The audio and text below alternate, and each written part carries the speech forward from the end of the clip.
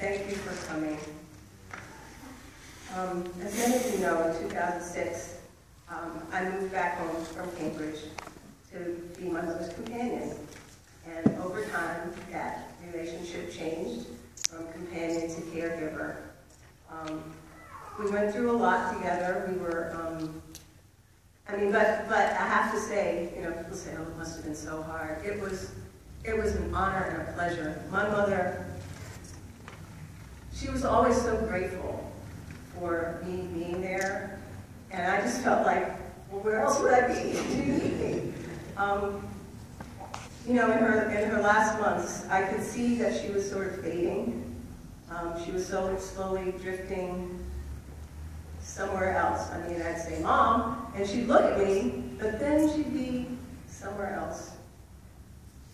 So after 98 years, at 98 and a half, because she did pass that halfway mark, and then she went in hospice, where she was very well taken care of, although she had been very well taken care of before that as well. Not other people too, some of whom are pregnant.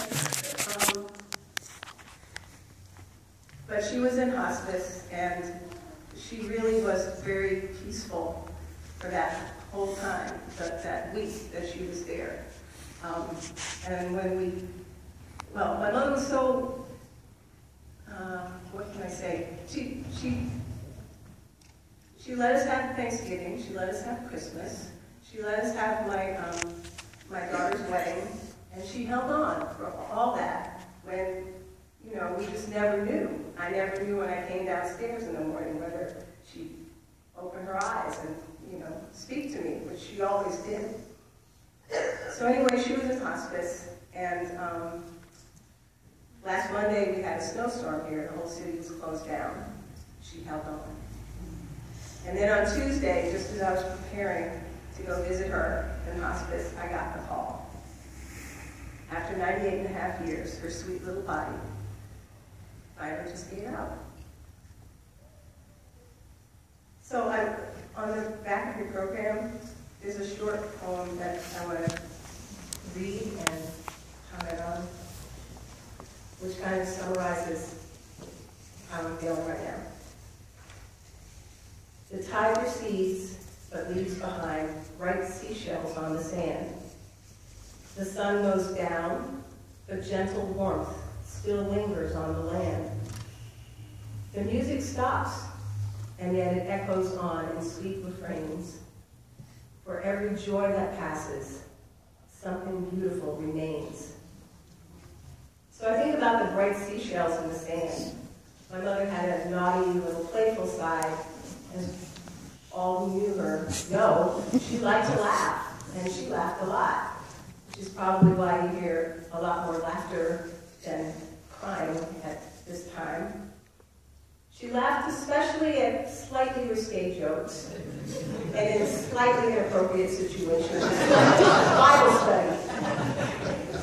She also enjoyed Scrabble, crossword puzzles, and in earlier times she was quite the bridge player. She always accepted everyone for who they were, and she liked you for yourself. The gentle warmth that still lingers. I think about her open mind. She read all the time. She watched the news. She kept up with things. Back in the day, she was like, well, this is what they're wearing now. She was always insightful and reflective. She would tell me stories about her childhood, about the big family and the farm and the chores and the poetry and music and life's lessons that she learned from her father. She also knew how to listen, especially to young people. I mean, it took me some distance from my own youth to appreciate it, but I know from my friends and some of her grandchildren's friends that she really connected with them as well. And in her final days, whenever she'd go to a hospital, the nurses would always say, oh, your mother's so sweet. She wasn't even verbal. I mean, I don't know. But she was always very sweet and kind. She always had a kind word for everyone. And just about anyone who met her fell in love with her instantly. So the poem says the music stops and yet it echoes on in sweet refrains. Some of the sweet refrains that will echo for me are her voice. When I go downstairs in the morning and, see her little eyes open, I say, "Good morning, Mom." And she'd say, "Good morning, honey child." She had a special way of telling it like it is. We won't go into all of that, but those who know what I'm talking about. Also, her musicality will stay with me. I mean, she could sing, she could play the piano, she could play anything on the piano. And, I always wanted to be like that, but unfortunately, I'm surrounded by music, but I can't do it myself.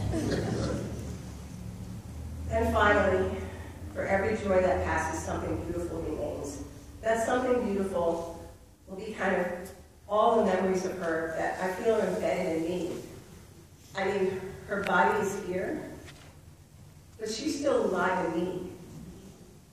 And so I'm not mourning her. I just hope that I can carry on her legacy of kindness and love and caring and acceptance and standing up for herself and being independent. My granddaughter said she was the most independent person I knew. Of course, over the course of our years, our lives together, there were bumps and turns in the road. But in the last 8 years, as pretty much constant companions, I have to say our relationship was one of warmth and affection and mutual respect. Whenever anyone would tell her, "Oh, I love you, Grandma," or "I love you," or she'd always say, "Right back at you." So, bye, Mom, I love you, and I hear you saying, "Right back at you."